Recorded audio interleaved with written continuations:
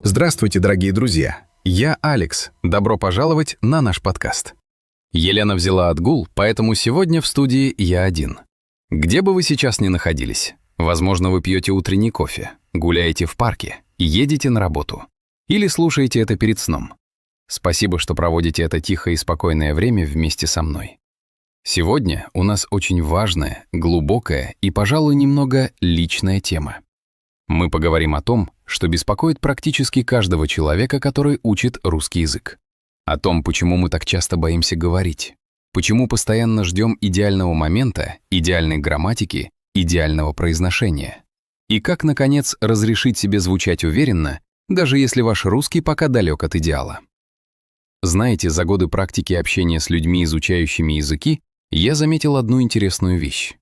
Самая большая проблема — это вовсе не сложность русской грамматики.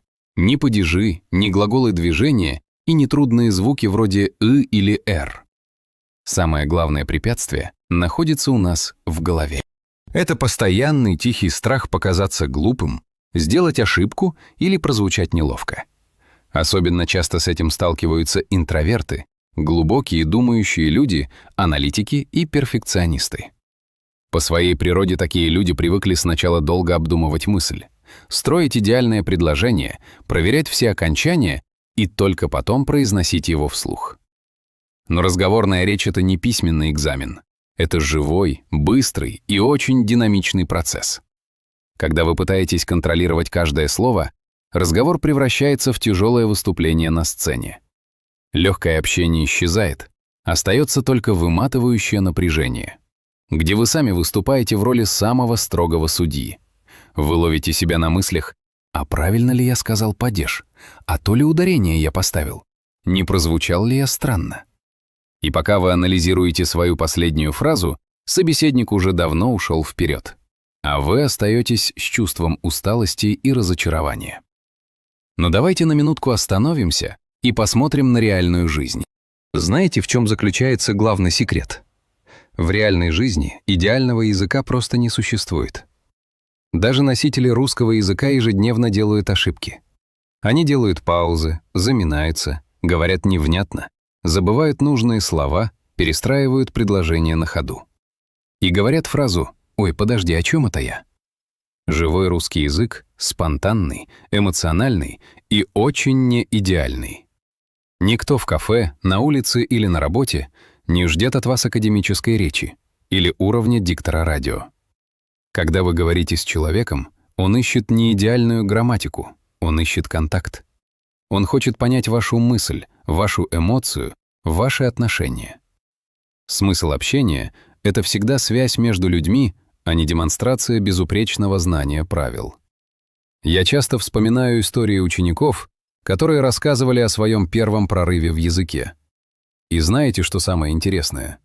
Этот прорыв почти никогда не происходит во время сдачи сложного теста или идеального выполнения упражнения.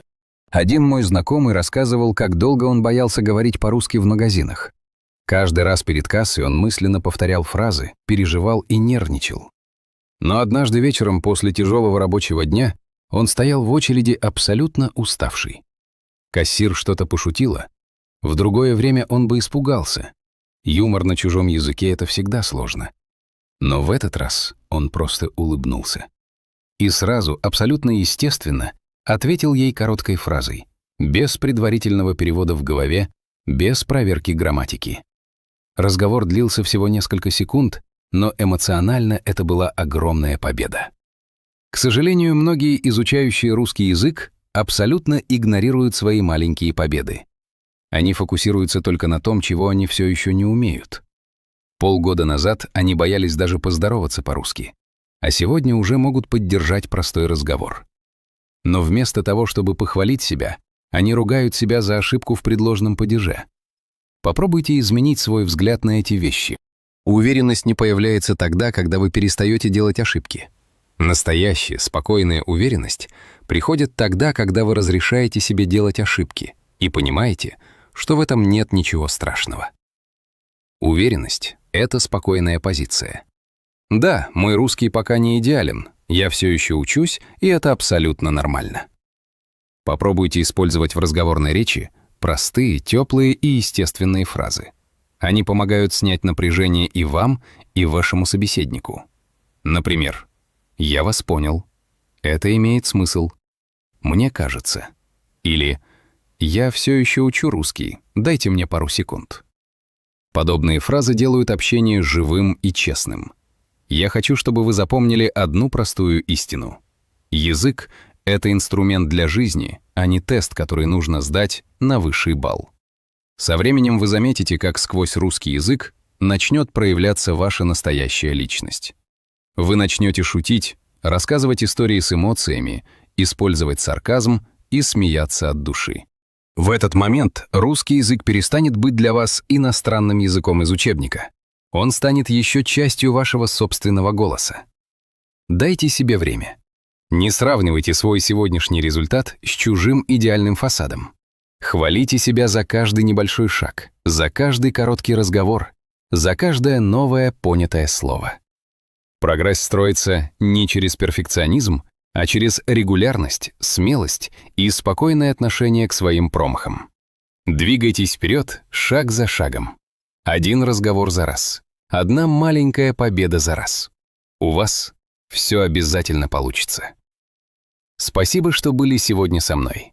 Напишите в комментариях, с какими трудностями в разговоре сталкиваетесь вы и что помогает вам чувствовать себя увереннее.